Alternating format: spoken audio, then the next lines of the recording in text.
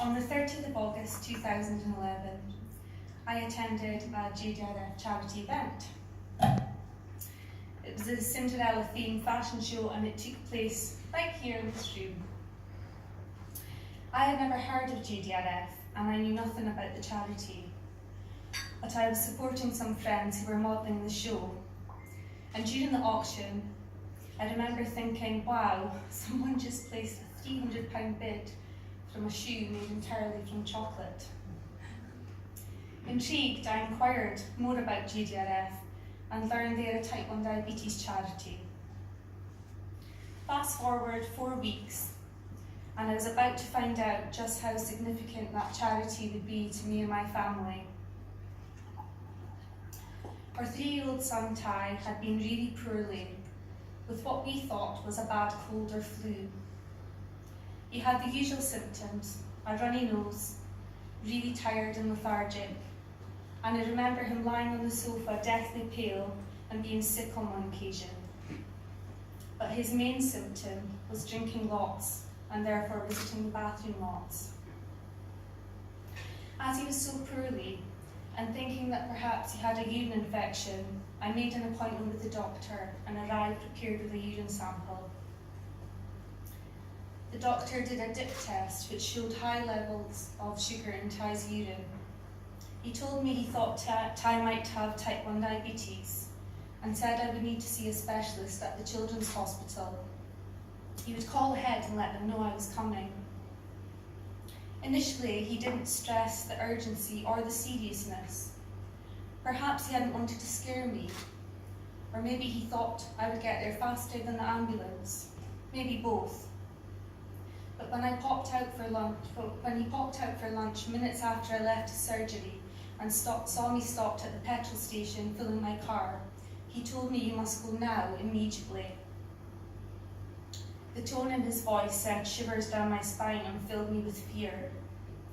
Having no prior knowledge of type 1 diabetes, I immediately realised it was serious. It was the 27th of September 2011. It was the day our lives changed forever. On arrival at hospital, Ty was admitted to the high dependency unit. His body was in severe ketoacidosis, which is when the body pretty much poisons itself, when it is unable to turn the food you eat into energy. Ty's body had so little energy, it was close to shutting down. Just a few more days and we could have lost him. The memory of that day will stay with me forever. The doctor telling me that my little boy would need multiple injections and finger pricks every day for the rest of his life, just to keep him alive. To begin with, it was 2. He now has 5 every single day. No holidays, no breaks. Ty crying from hunger because he hadn't eaten all day. We had expected to leave the doctor's surgery and go home for lunch. He didn't understand why no one would give him food, or why his finger was being pricked every hour to check his blood. But most of all, I would never forget the anguish in his voice when he looked in my eyes and screamed, "Help me, Mummy," as the nurses held him down and fought multiple times to put IVs in his hands and feet. My scared little boy was only 3 years old. How could he understand they were trying to save his life?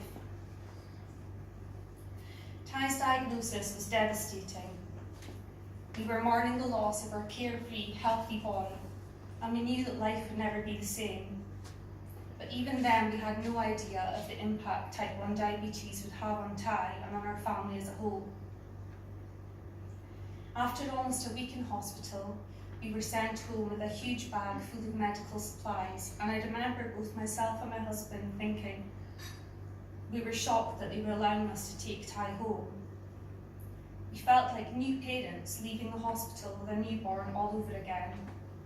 Only this time there was a real imminent threat to our son's life should we make any mistakes, and it was an overwhelming feeling.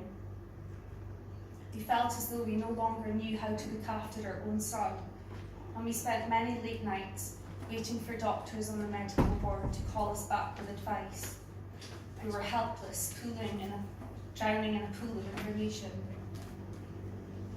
The first few weeks at home were very difficult. Ty was great with the finger pricks to check his blood sugar, but it took two of us to hold him down to administer the insulin injections, and it was traumatic for all of us. He was too young to understand the importance of finishing his food, and he was unable to express that he was having a low blood sugar. Sometimes his pale complexion was the only indication that we needed to take action, and at other times there were no signs at all, and it was very frightening. You know, we talk a lot about low blood sugar and hypos, but I do wonder, do people really understand what that actually means? So here's the official definition of a hypo. A lack of energy or glucose to the muscles, vital organs, and brain. Since all the cells in the body, especially the brain cells, use glucose for fuel, a blood glucose level that is too low starves the cells of the fuel needed, causing both physical and emotional symptoms. You can see why having a hypo is serious, and particularly scary if you're talking about young children. As we were getting to grips with checking Ty's blood glucose, dealing with hypos, carbohydrate counting, and injecting insulin, my husband made the mistake of doing a Google search on type 1 diabetes. Up came the horrific images and statements about what can happen if diabetes is not carefully managed. Our son's life expectancy is decreased by 10 to 15 years, just because he's diabetic. High blood sugar levels could put him at risk of blindness, limb amputation, and an increased risk of heart attack and stroke, not to mention the risk of extremely high or low blood sugars leading to diabetic coma and even death. Type 1 diabetes is also responsible for a new disorder, referred to as diabulimia. This is where people with type 1 diabetes deliberately give themselves less insulin than they need, or stop taking it at all in order to lose weight. Since Ty was diagnosed type 1 diabetic, worry-free, undisturbed sleep is a thing of the past for us. We always have the fear that without warning, his blood sugar could drop dangerously low through the night, potentially sending him into a diabetic coma. So we stay up as late as we can to check his blood, and often check through the night. Wakening Ty to eat at 3 AM to treat a low blood sugar is normal for us. The damage to his teeth from these impromptu snacks are a concern, but the reality is it keeps him alive, so the choice is easy. Just imagine for a moment being woken in the middle of the night and being asked to eat something while you're still half asleep. I'm sure it's the last thing you'd feel like doing, especially knowing in a few hours your alarm will go off for work. This is a reality for Ty, who still has to get up for school, 3 AM, hypo or not. Diabetes for us means worrying how high and low blood sugars will affect Ty's schoolwork and future exams. He loses time due to stopping to eat snacks essential in stabilising his blood sugar levels and to treat the hypos that inevitably occur, no matter how vigilant we are. Not only school time, but recreation time. Type 1 does not discriminate. It interrupts life at the most inconvenient times. During Xbox games with friends, when you're about to do your martial arts training, when you're riding your bike, in the middle of a game of laser tag, and even on Christmas Eve, when you still believe in Santa, and the only thing your parents don't want to do is to wake you up. Hypos wait for nobody and nothing. Type 1 means alarms going off on my mobile phone every couple of hours, reminding me that my son needs to eat. Just like a newborn crying for his 3-hourly feed, only there will be no weaning stage. It's difficult to forget about type 1 diabetes with alarms reminding you all day. It means loss of freedom. Freedom to eat what you want, when you want. Yes, diabetics can eat anything, but I want my son to be able to have that cup of hot chocolate to warm him after sledging in the cold, just like he used to. Or to eat ice cream on a hot day at the beach with his friends, even if it's not his snack time, without having to have an extra injection on the top of the 5 he's already had that day. It means loss of freedom for us as husband and wife. Date nights and couple time are extremely rare when babysitting options are so limited and complicated by the need for so much diabetes knowledge. Responsibility. Responsibility that a young child shouldn't have. Organising diabetes kit and snacks before leaving the house, and the responsibility of bringing that wherever they go. Surely the best thing about childhood is that it's carefree with no responsibility. Playing sports, having fun. I tell Ty he can do anything, but he has the responsibility of taking care of his blood sugar and being aware of how activity will affect that, something that cannot be ignored or forgotten. Trust. Trusting that when Ty goes off to school, that the teachers and staff will ensure his safety, and that when he does martial arts class every Wednesday and youth club every Friday, that his instructors and parent helpers will do the same. Fear. Fear that one morning Ty may not wake up, that we may miss that one bad hypo. Fear that with every high and low blood sugar, there's a risk to his health. Fear that despite us doing our best, that it may not be enough. Fear of knowing that we will soon hand sole responsibility to Ty. And our biggest fear, that Ty's younger brother Taylor could be next to be diagnosed. Battle. Every day we battle against Ty's blood sugar, attempting to keep things balanced. But with so many things affecting his numbers, it's a relentless one. A mere sniffle can send his blood sugar soaring, as can excitement, stress, and even the weather. And a stomach bug, which would mean a day on the sofa for any other child, could mean a trip to hospital for time. Defence. Defending my son. When people ask, did he get it by eating too many sweets? Or when I read yet another inaccurate story in the media, blaming obesity and diet for diabetes, with no distinction between type 1 or 2. Pride.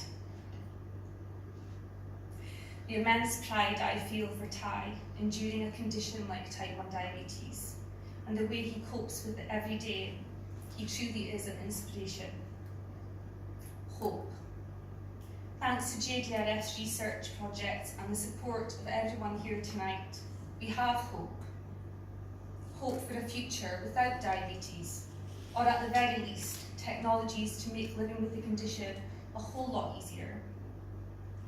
It means everything to my family that you're here supporting JDRF tonight, and it especially means a lot to Ty. And to let you understand just how much, let me tell you this. A few years ago on a shopping trip in town, my very social, friendly 7-year-old started chatting to a lady. I'm Ty, he said. I'm type 1 diabetic. I have 5 insulin injections every day. Embarrassed by his very forward introduction and worried that he was making the lady uncomfortable, I apologised for him and ushered him away.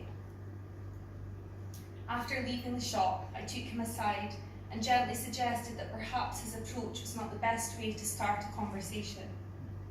He became very upset and said that he thought if he told people about his diabetes, he could tell them about JDRF. And if they knew about JDRF, perhaps they'd want to help find a cure. Right there and then, my heart swelled with pride and broke at the same time. Ty had decided all on his own that by raising awareness of JDRF, it would help generate support and bring a faster cure. I decided I didn't care how uncomfortable anyone else would feel.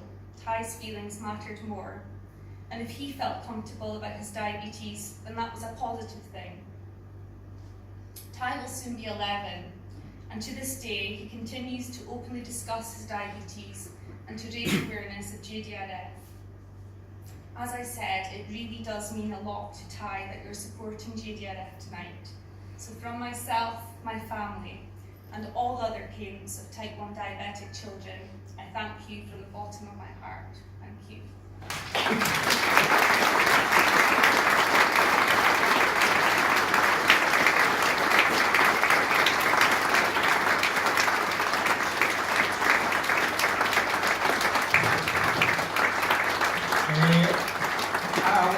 A round of applause for Michelle, please. Thank you.